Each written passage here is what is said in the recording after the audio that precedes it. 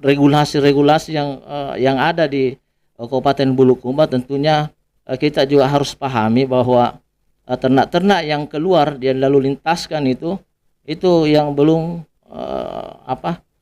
tertata dengan bagus. Tentunya di sini kami sudah mensosialisasikan bagaimana ternak-ternak yang keluar itu harus melewati dinas peternakan atau instansi terkait, tapi kenyataannya masih banyak pedagang-pedagang, bahkan sampai sekarang sudah ada yang melalui lintaskan ternaknya ke Makassar tanpa kontrol kita.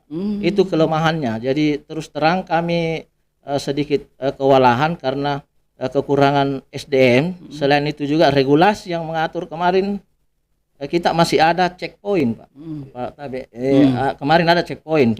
Ya, jadi tentunya di situ kami bisa sedikit mengontrol ternak keluar daerah dari Bulukumba ke kabupaten lain.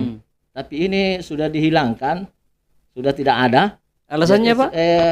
Regulasinya memang sudah begitu, bahwa sudah enggak tahu apa kemarin, karena kemarin kami ada petugas checkpoint yang memang khusus ditugaskan di situ. Jadi sekarang ada petugas selalu lintas ternak untuk di dinas ada 3 orang, Dok, ya. Ya, jadi sisa 3 orang mau mengawasi satu kabupaten. itu ya. Mungkin keterbatasan SDM. Jadi tentunya kita berharap pada kesempatan ini harus ada mungkin respon atau kerjasama dari pelaku-pelaku usaha. Itu harapan kami. Data-data tadi ini mengindikasikan tentunya ada upaya kontrol yang terstruktur dan sistematis. Kenapa itu harus dilakukan? Kami di DPRD sudah mewanti-wanti pihak terkait. Tadi sebelum masuk lebih jauh terkait dengan regulasi penghilangan checkpoint sehingga lalu lintas ternak kita sedikit tidak bisa kontrol secara penuh.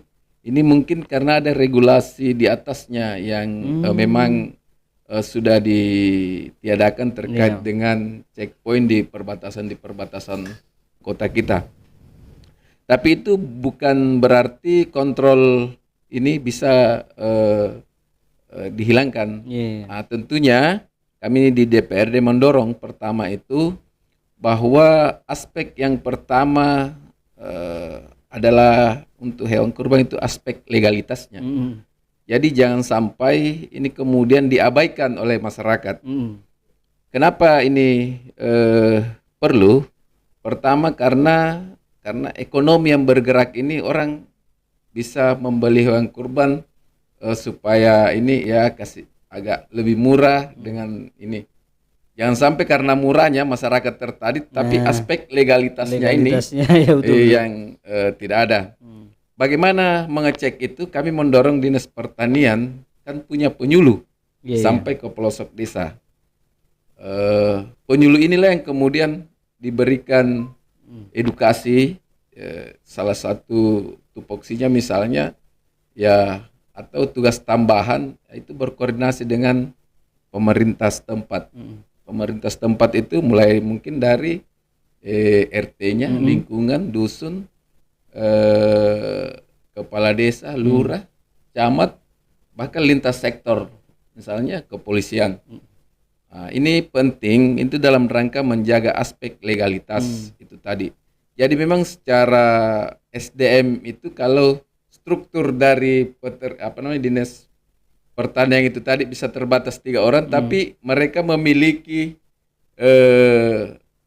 penyuluh pertanian kita yang tersebar hingga 1 orang 1 desa misalnya. Nah, inilah yang kemudian harus digerakkan. Kami mendorong itu supaya ini masyarakat petani kita atau peternak kita itu terlayani. Pertama dari aspek kesehatan hewannya, yang kedua dari aspek legalitasnya. Termasuk yang harus diperhatikan oleh panitia-panitia kurban ini adalah dari segi legalitas. Jangan kita mengatakan bahwa pemerintah tidak perlu legalitas, apalagi kalau misalnya tidak perlu lagi melapor kepada dinas peternakan. Yang jelasnya pedagangnya mengatakan ini pedagangnya mengatakan ini bagus deh. Iya, karena semua pedagang dan penjual itu semua mengatakan bagus itu kalau ada dagangannya. Saya biasa beli ikan di pasar, saya tanya penjualnya, dia bilang bagus Pak. Begitu sampai di rumah saya dimarah-marah sama istri. Saya bilang bagus itu ikan karena penjualnya bilang begitu. Iya. Nah, siapa yang mau bertanggung jawab misalnya ketika di dalam sapi itu ada penyakit, ya ada penyakit misalnya cacing ataukah membawa penyakit menular, kemudian terinfeksi orang yang memakannya, ya sudah kita bagi, kita niatnya bagus tapi malah mencelakai orang, siapa kira-kira yang akan bertanggung jawab? Ya, apakah panitia? Tentunya mungkin sebelum itu terjadi, ya kita juga harus mempercayakan dan memastikan bahwa hewan itu sudah ada sertifikat halalnya, sertifikat halal dalam hal ini izinnya, ya, apakah izin kepemilikannya, ya, jangan sampai yang dia jual itu adalah sapi curian, ya, sapi tadahan misalnya, yang dia jual sapinya tetangganya, kemudian dia mengatakan itu sapi saya karena tidak ada capnya. Ini mungkin setiap sapi yang sudah punya punya surat kepemilikan itu yang saya ketahui ada capnya, ada capnya ya, ya Boy, ya, dia sudah sudah distempel. Ya. Apakah setiap sapi itu misalnya harus memiliki itu, ya. Nah, kita yang panitia kurban ini juga punya tanggung jawab moral di situ, ya, memastikan menghadirkan sapi ini yang halal dan thayyib.